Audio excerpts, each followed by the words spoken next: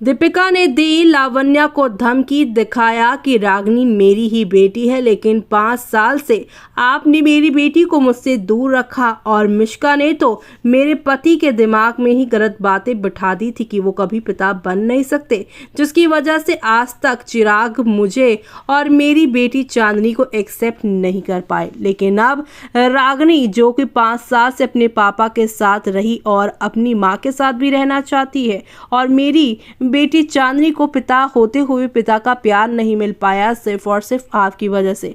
आप हम दोनों के मिलवाने के चक्कर में एक माँ से एक उसकी यहाँ पर जन्मी हुई बच्ची को कैसे छीन सकती हैं? एक छोटी सी बच्ची से 5 साल तक उसकी माँ का प्यार उससे कैसे छीन सकती हैं? सिर्फ और सिर्फ अपने बेटे और बहू को एक करने के लिए, वो भी उस बेटे को जिसे अभी तक यहाँ पर अपनी गलतियों का एहसास नहीं हो पाया, जो अपने माँ बाप की, अपनी पत्नी की, अपनी घर वालों की बात ना सुनकर अपनी उस दोस्त की बात मान रहा है, जो डे 1 से ही उसे और उसके परिवार वालों को धोखा दे रही है। चिराग पहले दिन से ही अंधे थे और आपने उस चिराग के लिए मेरे और मेरी बेटी को इतनी तकलीफ में रखा। मैं आपको माँ कभी माफ नहीं कर पाऊंगी।